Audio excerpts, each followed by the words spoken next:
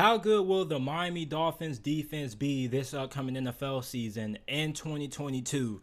This was a defense that last year, they started out pretty slow, but during the middle part and the latter half of last year, they really turned it on, man. This was one of the best defenses in the league in the second half of last year's NFL season.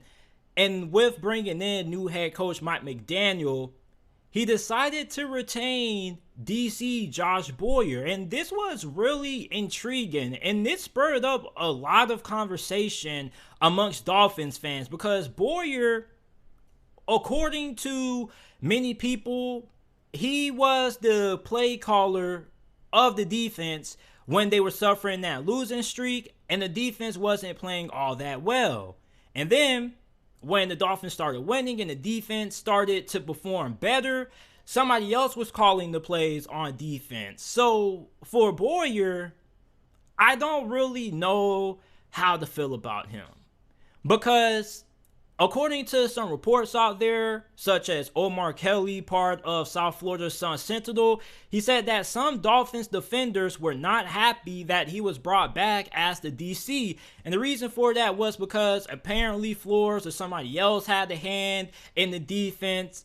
And that's why the defense ended up having their big turnaround during the middle portion of the year. And Boyer's concepts, philosophy, and schemes were not all that effective. And this is a defense that has a lot of talent. If you're just looking at this defense on paper, this is a top 10 defense talent-wise. No its, doubts, or debates about it. They are stacked.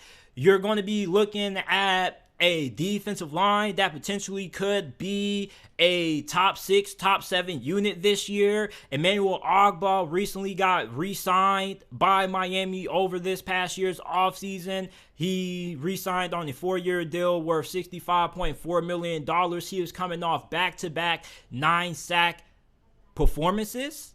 You have Raekwon Davis, Christian Wilkins, who went off last year. Christian Wilkins should have been a Pro Bowler. He should have been a Pro Bowler. Shame on you, Dolphins fans. Shame on you for not getting Christian Wilkins to the Pro Bowl. How many interior defensive linemen in this day and age of the NFL do you see with 89 tackles? 89 tackles. 89. Christian Wilkins was a monster. You would have thought that Christian Wilkins played linebacker with the kind of numbers that he put up last season. 4.5 sacks, 10 tackles for loss, 4 pass deflections. Come on, Dolphins fans. You got to do better. You have to do better. You got Xavien Howard into the Pro Bowl. Christian Wilkins should have been there right along with them. Christian Wilkins was on demon time last year. And I'm really intrigued in seeing if Josh Boyer and his scheme is going to kind of limit the effectiveness of Christian Wilkins. Because Christian Wilkins was really good last season. And with him taking back over the reins of DC, I'm hoping that Christian Wilkins doesn't take a step back. Because it doesn't matter how good of a player you are. If you're not a good scheme fit, you're not going to have that much success. But I'm hoping that Christian Wilkins continues to put up the kind of numbers this year that he put up last year, because the dude should have made it to a Pro Bowl. It's just no excuse for it. Then you have edge rusher Jaelan Phillips, had a really good rookie campaign last season, 8.5 sacks. He definitely should end up having double-digit sacks this year. That's my expectations.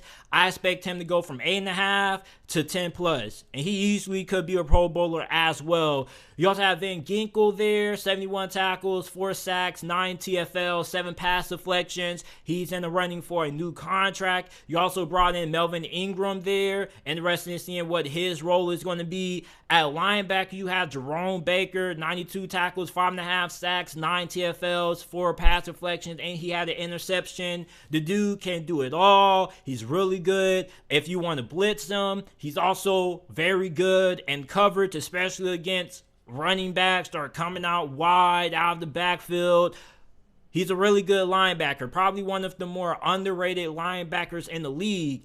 Then linebacker that I really like a lot is rookie Channing Tiddle out of Georgia. He was drafted in the 3rd round of this past year's NFL draft. He is somebody who has a lot of upside, and he was kind of overlooked when he was at Georgia because they had so many great players. You had Jordan Davis. You just had all kinds of studs, man. I'm having a hard time thinking of how many good names they had because it was just so many. Trayvon Walker, just so many studs. So it was easy for him to go unnoticed. But many people, including myself, feel that he could be one of the biggest steals from this past year's 2022 NFL Draft. You have Xavien Howard and Byron Jones, one of the best cornerback tandems in the NFL. Xavien Howard is the guy who always gets all the praise and notoriety. 16 pass deflections, 5 interceptions. He's coming off another Pro Bowl caliber year. And where do you guys rank Xavien Howard amongst the best cornerbacks in the league? Would you consider him to be a top 5 corner? Because I think he definitely can make that argument for being in that discussion. Or do you think he's a top 10 corner? Then Byron Jones doesn't really get talked about that much because he doesn't come away with a lot of turnovers. But when you target him, you don't have that much success against him. So the cornerback position, really good. At safety, I love Javon Holland. He had a phenomenal rookie year, 69 tackles, 2 interceptions, 10 pass deflections, and 2.5 sacks. Love Jevon Holland coming out of Oregon. I was a big fan when the Dolphins drafted him last year. The dude had a really good offseason, and that carried over into his rookie year. So this is a really talented defense.